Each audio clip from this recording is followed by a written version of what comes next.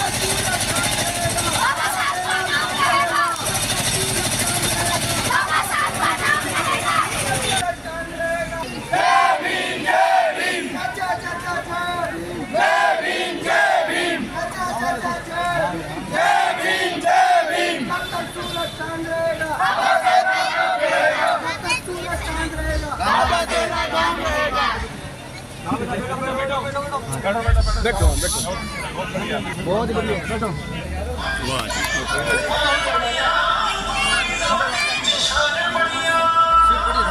नमस्कार सर।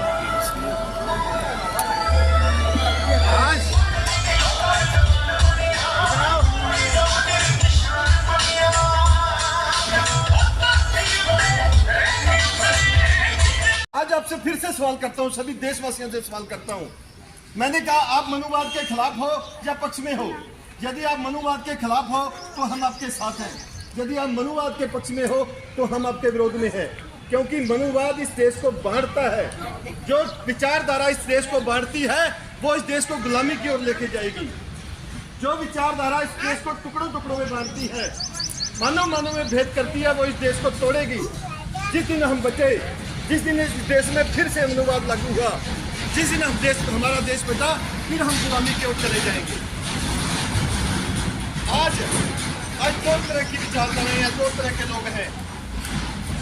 जो लोग हैं जिन्होंने बाबा साहब का संविधान माना है, वो पूरा देश है जो बाबा साहब के सिद्धांत का, स्वतंत्रता का, मैं आप सभी जो खड़े होकर भाषण दे सकते हैं, जो सभी अपनी बात रख सकते हैं, कभी भी धरना लगा सकते हैं, अपनी बात कर सकते हैं, वो बाबा साहब का जो हमें मौलिक अधिकार दिए गए हैं उनकी देन है।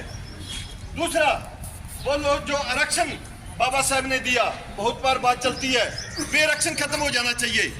मैं उनसे पूछता हूँ, एक लड़का जो दिन में तो दिहाड़ी करने जाता है, दिहाड़ी करने के लिए जाता है, उसका माँ बाप दिहाड़ी करने के लिए जाता है, उसके घर में पंखा नहीं है, उसके घर में पूरी साफ सफाई नहीं है, उसके रहने की व्यवस्था नहीं है, वो और एसी में बैठकर पढ़ने वाले बच्चे का मुकाबला कैसे कर सकते हैं? जितना उसका मुकाबला करोगे, बराबर आरक्षण खत्म करोगे, तो वो या तो आप ऐसे करो, जो लोग अपने आप को आरक्षण खत्म करने की बात करते हैं, उनसे कहिए कि वो संभाल लगाकर पढ़ने के लिए पैसे हैं। और यदि हम कहें कि ये गरीब आदमी जो हिंदी में पूरी करता है, जो गहरी में पूरी करता है, वो उसके बराबर की वो के खिलाफ लड़ना है। यदि आरक्षण के खिलाफ हो सकता है आप में से बहुत सारे लोग निकल गए हों, प्रोफेसर साहब जैसे, डॉक्टर साहब जैसे बहुत सारे जो MP बन गए हैं, जो लोग बन गए, निकल गए होंगे रेत से, लेकिन अभी भी सरकार की माने तो 82 करोड़ लोग हैं जो 5 किलो अनाज पे जिंदा है इस देश में।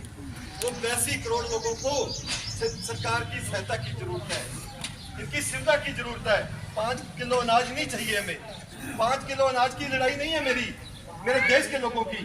मेरे देश के लोगों की लड़ाई है अपने पांव पे खड़े होने की, और पांव पे कैसे खड़ा हुआ जा सकता है उस बात के लिए हमें सोचना होगा। आज उन पूंजीपतियों का 15 लाख करोड़ रुपए माफ किया है।